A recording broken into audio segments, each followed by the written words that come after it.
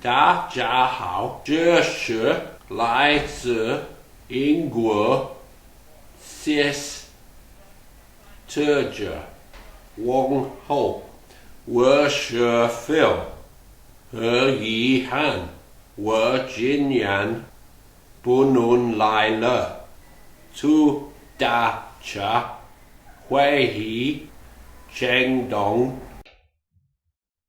Hello. And hello from Chester, where I'm recording this. I'm very sorry I cannot join you today, but I think, as many of you know, for medical reasons I can't travel at the moment. But I think today is more about Marco Polo, and also initiatives between the UK, China, and also linking China increasingly to Western Europe and the West.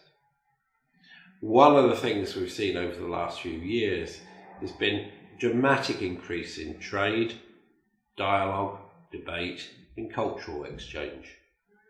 Marco Polo, of course, was from Venice and an Italian, and travelled with his father, uncle, and brother across from Europe around the Silk Road to China, and then also across extensively Southeast Asia.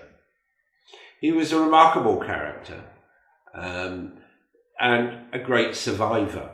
He actually wrote the famous book The Travels whilst in prison with a theatre writer and script writer, and The Travels, his book, has become synonymous really with dialogue, debate, and also understanding of trade and communication between the East and the West.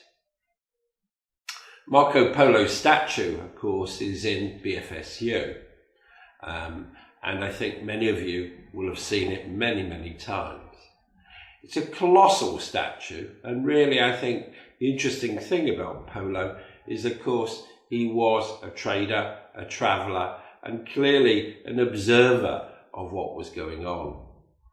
His travels give us insight into the then Kublai Khan, and of course Genghis is up on my wall, and the Kublai Khan's regime across China and Southeast Asia was well run, well organised, and Polo, in his commentary on China, talks about the great number of goods, the trade, the quality of life, also the rapidity and speed of communication and how well organised things were.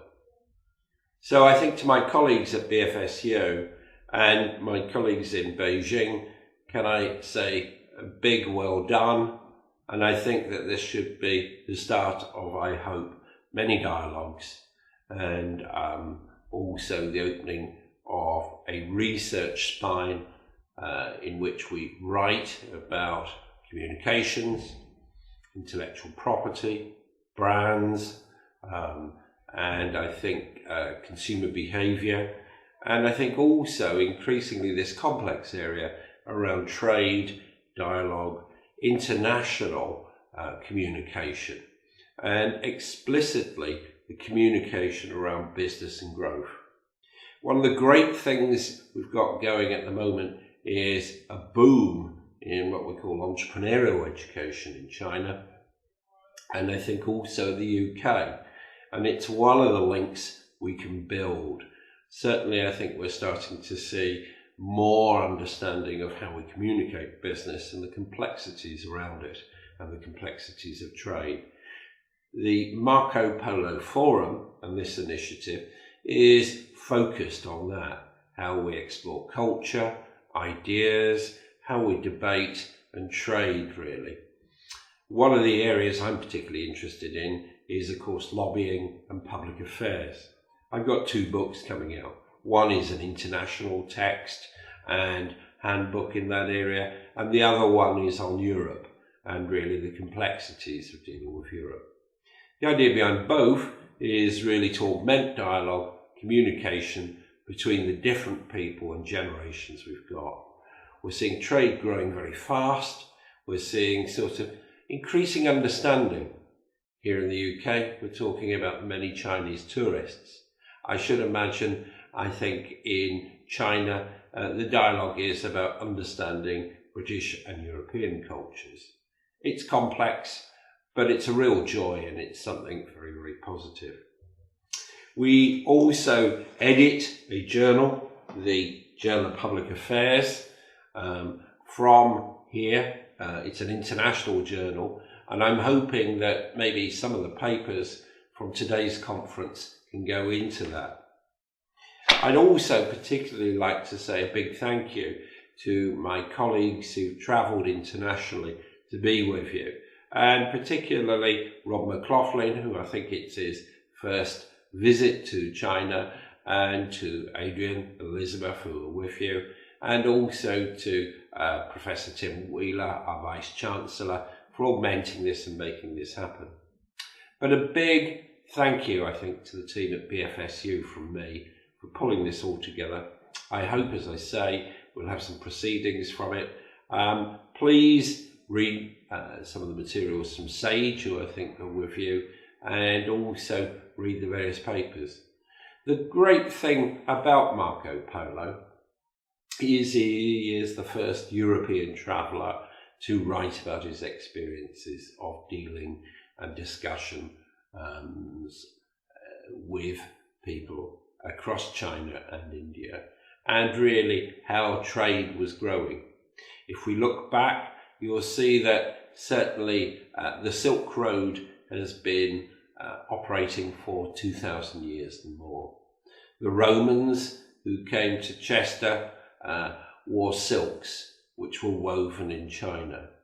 We also have a tile here in Chester which was designed in China in the 6th century. So there was the sharing of ideas almost 2 millennia ago and beyond. What we're about is to make sure that that dialogue extends, that we also embrace ideas like the One Belt, One Road concept in China and link that to Europe, and that we build around that. We are very, I think, blessed with the great Chinese students that come to Chester, and also I think the sharing of ideas which we're seeing here.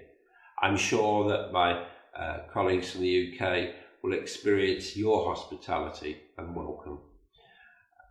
Can I wish you every success in the forum, and look forward to, I hope, many more of them. Remember, Polo said, "I have not told half of what I saw. I think we'll see a lot, and I hope we keep on telling it." Thank you.